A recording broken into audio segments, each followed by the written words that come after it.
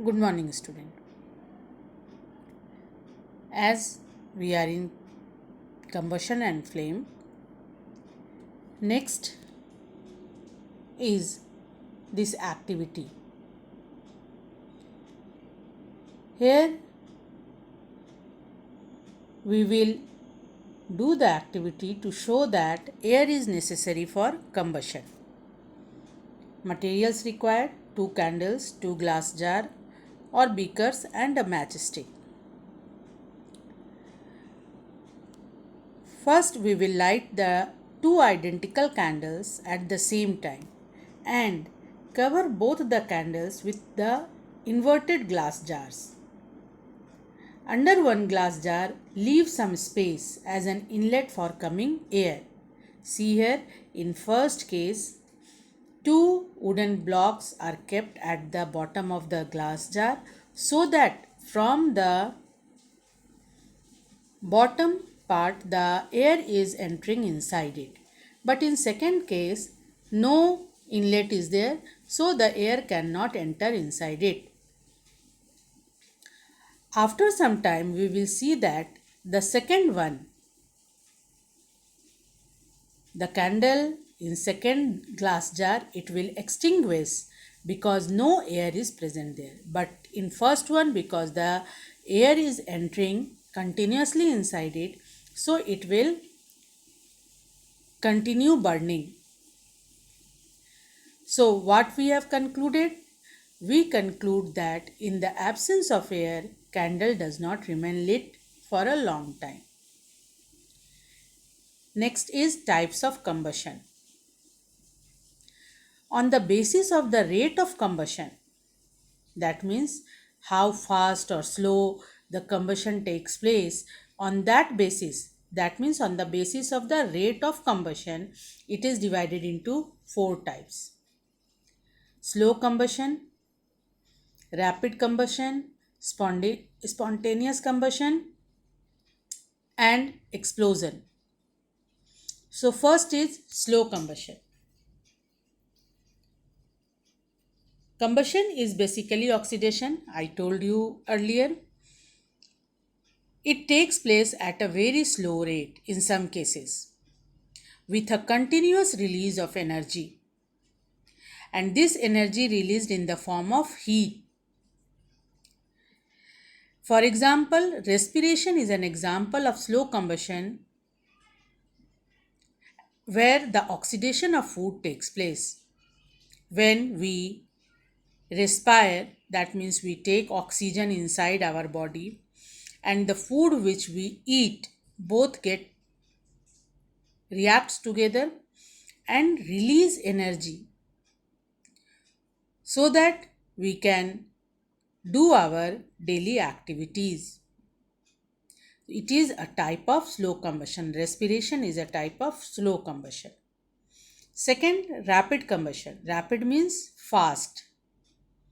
The combustion in which a substance burns quickly to produce a lot of heat and light is called rapid combustion.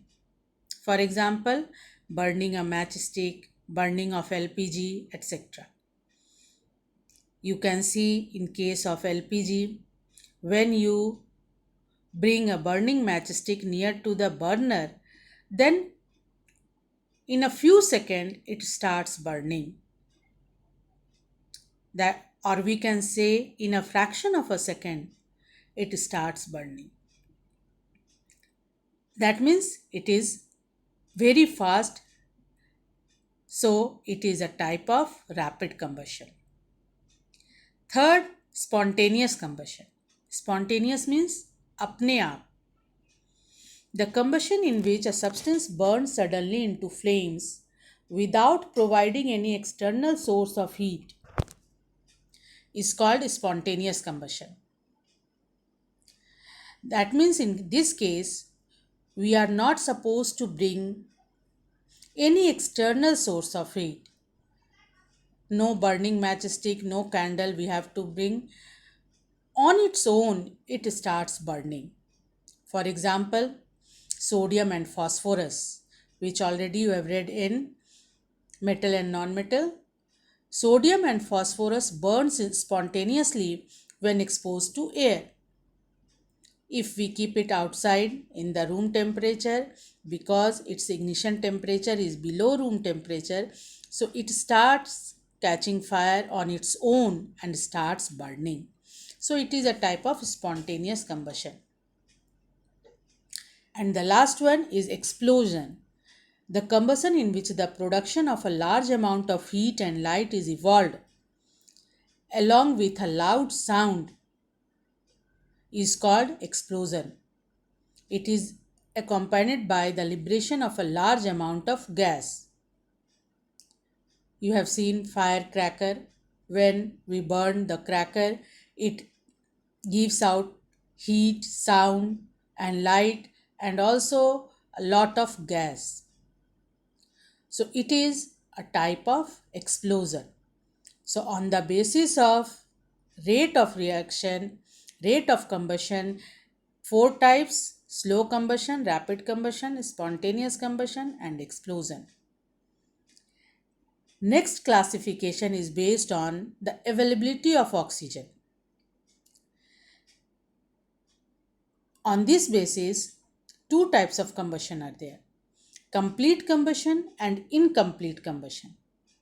Complete means the combustion in which the substance gets completely burned is called complete combustion. It takes place in the presence of sufficient amount of oxygen. The example of production of carbon dioxide: when carbon reacts with oxygen and it gives carbon dioxide, that means it is in the presence of sufficient amount of oxygen. If the coal is dry or wood is very dry and then we burn it, then it get burned completely and the oxygen is available in a large amount, then it burns completely and it produces carbon dioxide gas. Whereas incomplete combustion takes place in the presence of insufficient oxygen. It results in the formation of carbon monoxide and soot particles. Soot means unburnt carbon particles which remains in the atmosphere or on the utensils or anywhere. When coal is burnt in sufficient supply of oxygen, I have told you here, carbon dioxide it gives, and when in insufficient supply, it gives carbon monoxide. When the coal is wet or wood is wet and then we try to burn it and there is less amount of oxygen around us, then it burns incompletely and gives out carbon monoxide gas, which is a poisonous gas and can also be fatal. So it is advised not to burn coal in winters in a closed room.